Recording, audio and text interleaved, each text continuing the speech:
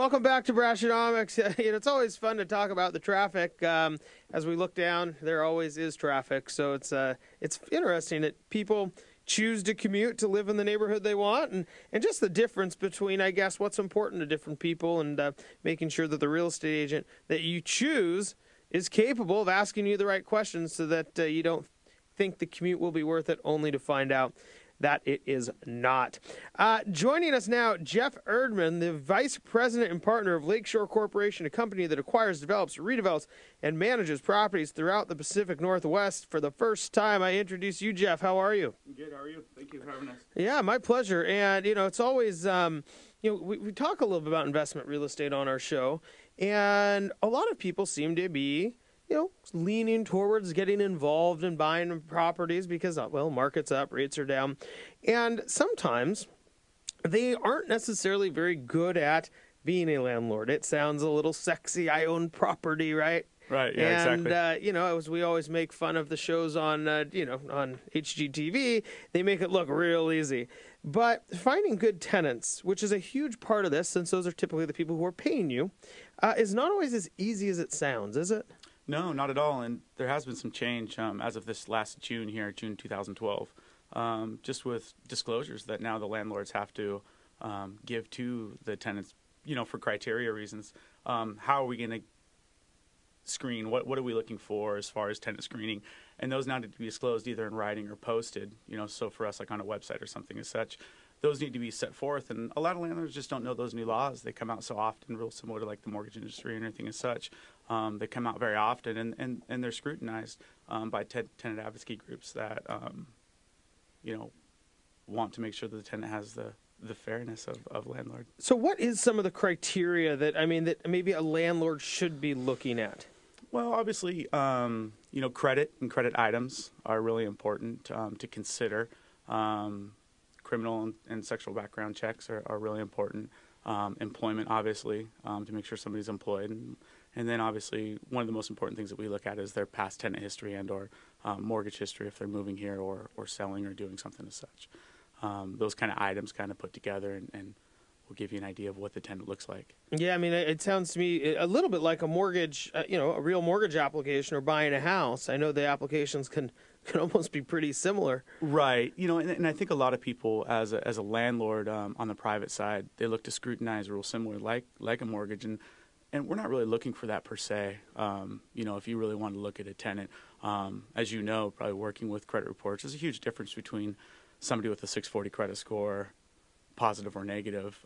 Some minor things in your credit history and past could be the reason why you're renting. Sure. And obviously could be affecting your credit. And so we want to make sure that the tenant explains those things to us. We have a lot of landlords that say, I want this, I want 640, I want perfect this, I want perfect that. And that's a real tight. Sure, 720 or 780 on credit. Yeah. Tell me a little bit about, as we're discussing credit, we know there's a lot of people going through short sales. There's been a lot of people who've gone through foreclosure. Right. And a lot of people, as we talk a lot about short sales on our show, a lot of the people who owned these houses, it was strategic. They were like, well, I'm absolutely, yeah, $200,000 underwater. It's actually a good decision for them, yeah. But it does end up impacting their credit negatively. How does that go down? How does that conversation look with a potential landlord? Well, again, up front, hopefully we're giving an idea to that prospective tenant of what we're looking for, and we hope that they are disclosing to us up front before applying kind of some of their credit issues and problems. With short sales and or foreclosures, they're definitely going to be considered. That's a high volume of people that are looking to rent, especially some of the higher end single family type homes that are out there. They're looking to maintain the same lifestyle, maybe be in the same schools or whatnot. So they're definitely and pay a premium also, aren't they? Absolutely, yeah. People are getting decent rent for. People are paying $2,000, $3,000, $4,000, $5,000 a month for some of these single family homes to maintain the same lifestyle they lived in previously. And this is, families with kids, and they're in all sorts of good areas. And have great jobs. It's not necessarily a job per se. Maybe it's some difficulties in the past. Now they've got a new job or what have you. But we want to consider that. We want to take the whole picture into account. So if it's just a short sale and or a foreclosure, and then they have, continue to pay other bills, maybe car payments or credit cards or things as such on time. But if it's just a tendency of just poor credit and there's a foreclosure and or short sale, then maybe that's a reason for 226 collections. Yeah, and, exactly. Basically I don't pay my bills and I didn't pay my mortgage. That's not a good combination, and that would be some of the insight that we maybe provide. We see it sometimes, and you talk about the certain credit numbers, but we see, parking tickets show up. It's like, I didn't even know I had a parking ticket from 2 years ago that went to collections. And that's something that it comes up in a credit report, and it can be pretty damaging to a credit rating. Well, and I think that, in our industry, there's scored reports that we would see, similar to, again, using the mortgages as an example. And then there's scaled reports, which basically say you're an A, B, C, D, F borrower, and these are the criteria that would fit in. Those don't give you the full picture. So more of having, say, a 580 credit score with a short sale is a heck of a lot different than having a 580 credit score and all you see is collections and late payments and charge-offs and all those kind of things. That's a completely different client, a different tenant. Sure. So that's where a short sale would be more like, and you would miss out if you say I'm only accepting a 640 credit score. So paying your bills is obviously a big piece of this as you look backwards to see how often they've paid their bills, but they still need to make money. I mean, do you tend to verify employment in the same way that a mortgage group does or mortgage broker does, or probably lender? Not as detailed, maybe. Depending on what you're collecting.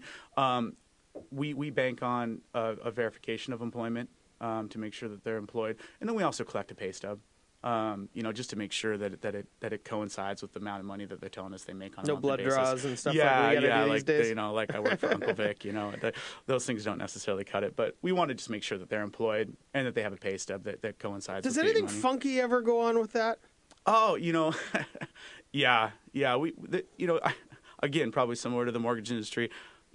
Recently we had somebody that came in, and I have a friend that works in a certain industry, and I know they're pretty. It sounds like a poor industry, but they're pretty.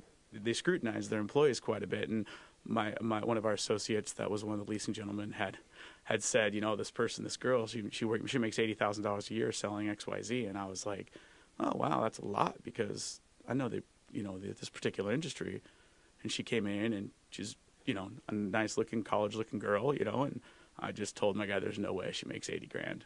It's just not her. And so I called, made some little references, and she had cut and pasted her father's paycheck stubs and turned it in, and her father actually verified from the company. He had a couple issues with credit and actually verified her employment there, and it was a national company. And they'll go to great lengths, and sometimes those things, to cut a story short, that's the kind of stuff we see all the time. So as much as credit and pay stubs and all those things are great, a lot of what we do is just gut instinct and knowing the industry and seeing it on a daily basis, and just kind of knowing what's right from wrong. And well, it seems like that would be one of those reasons to have a property manager right there. I mean, I don't know. Coming from the mortgage side, yes, we know. I mean, people haven't done that for a long time, but we used to get people applying for loans with fake Social Security numbers, like you weren't going to notice. But a lot of maybe a first-time landlord who just bought a house, you wouldn't even think that somebody would go and doctor a pay stub and then have their dad verify. That's amazing. Verify the employment. Yeah, verified the employment. And so actually, in all honesty, I walked into the place and I knew from my friend working at this particular company, I knew he was lying to me, and he continued to lie right up till his boss called me and told me the truth. And yeah, it was a pretty funny story, but that's the lengths we'll go to too, just to prove that we're right or wrong. Yeah. A lot of times it's that as well. Put your detective hat on. Yeah. So yeah, you're right. I mean, I think that we save a lot of people in regard to following the laws. The Tenant Landlord Acts can be really strict. Some of the advocacy groups that can be a little bit of a burden. And just having us know what's right and wrong, and holding the landlords just as accountable as the tenants accountable, because a lot of times the landlord can lose a lot of money if they're not following the right steps that need to be followed. They can lose their security deposits if they don't do a move-in form. Those little things that they don't even think about. They just want the license. It sounds ultimately like a property manager can really be worth the money, not only a lot of times making sure you get the right tenant in there, but even for things like a security deposit and making sure that everything is on the up and up. Yeah. Jeff, we do have to go to break again. Jeff Erdman, the VP and partner of Lakeshore Corporation, and if you're a first-time landlord out there, you can be a landlord without being a property manager. They're two very different things, and it's really ultimately up to you to determine what you want to do. Coming up next, a good friend is going to join us from Mosaic Insurance Alliance, and we're going to talk a little bit more about common scams and frauds that you need to protect yourself from. We'll be back after this break.